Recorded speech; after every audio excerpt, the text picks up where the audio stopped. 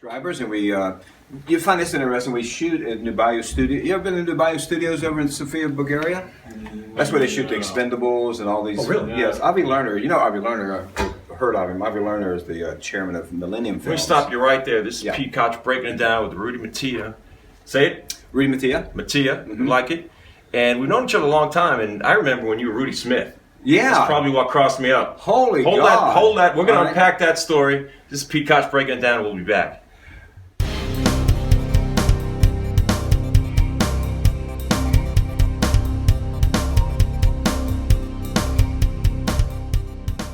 Hey, Pete Koch here, breaking it down with an old friend, but it's been some time, brother. This is Rudy Mettia, and we go back, huh? We go back, I think, like 1995 or so. Maybe sooner. Tell the folks, Maybe like, sooner. where did we first meet? I'll let you do it. Where else? Gold's Gym, right? Gold's Gym, right? Gold's Gym. But shortly after that, we ended up working together when Rudy used to be the top doorman in Hollywood. Yeah. He was a pimp. He was a player, right? And and you and I, you were hanging out, and I was like, "Hey, Pete, come work with me because I need some, intimidating stuff to do behind me." And then Pete comes to House of Blues with me and is working the front door with me, right? There we go. I think it's the first and only time you've ever done a job like that, isn't it? Well, yeah, that was about it. But I needed something to do, right? So Rudy and I were both in the acting business, and it's a business, but you've got to fund that business, right, with your other job. Rudy was at that point. You were straight out of the Marine Corps, correct? Yeah, recently, within 4 or 5 years. Yeah. Well, thank you for your service. Yeah, thank you. I appreciate it. Yeah, and you're also a graduate of the Meisner program, the Joanne Baer and D.W. Brown School of Acting. Right. So important, right? So tell us a little bit about, because Rudy, like a lot of us, he's been in and out of the acting game. You've probably seen him on TV, but he's kind of, we're all sort of. I work with Benicio del Toro. Tells me all the time that he's unemployed. He makes 2 films a year for millions of dollars, but he's truly unemployed quite a lot. Yeah, it's a transient job. I'm in and out. Right now I'm doing some other things, but other things. Hold on. Well, he's acting on top of the acting. He's a graduate of a prestigious acting school here in Los Angeles. Right.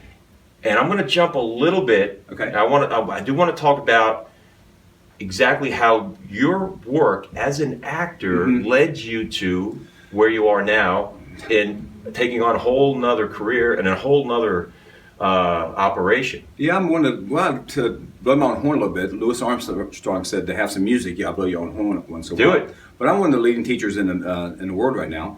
And I got my start, yoga teachers. Yoga instructor. Well, it's funny because Pete talks about, we're out of work a lot of times, and I was like, God, I got to find something to do before I shoot myself. And someone go to this yoga class. I was like, yoga schmoke. I'm from the South. I was like, what's yoga? And you're a serious weightlifter. You're a bodybuilder, right? You've got a 500-pound deadlift. How many yoga instructors can lift the back of your SUV? Matter of fact, you walked by me one time at Go's Gym. You went, "That's a good lift, Rudy." I was like, "Wow, So it felt good. You don't know how you influence people when you walk by them and say something to them.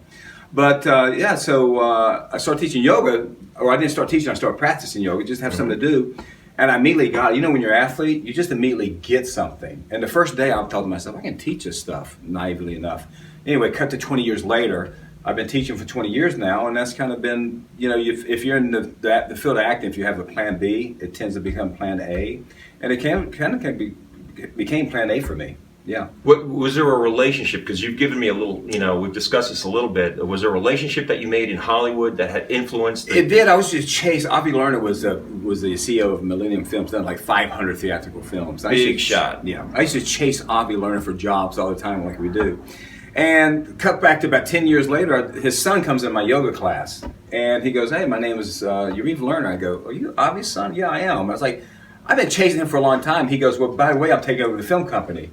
I said, "What are you going to do?" He says, "I'm going to do something yoga related." He says, "So let's do a DVD together." So we did a 14-disc DVD set, and that led to an online subscription thing called Udaya.com. And so that's what we've been doing. Let's slow it down. Yeah. That went fast. That was a 14-part. I tend to talk fast. But this is really important. This is impressive, folks. This is a leader in the industry. This is not, a typical yoga instructor. It's a master yoga instructor who's out there, who's available to all of you through important productions, and this is a 14 series. Go ahead and break it down. 14 disc DVD series. It's based on my thesis on the philosophy and the technique and the work of yoga, and that led to an online subscription thing that we do. So we're all over the world teaching this stuff, and it's a beautiful practice. What's it called? It's called Udaya.com is the online subscription, and my thing is called Yoga Warrior 365.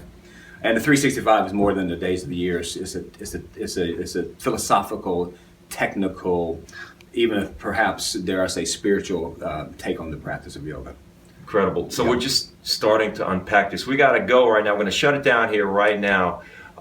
Breaking it down with Rudy Mettia, and it's more to come here. Thank you for your time today, Rudy. Anytime.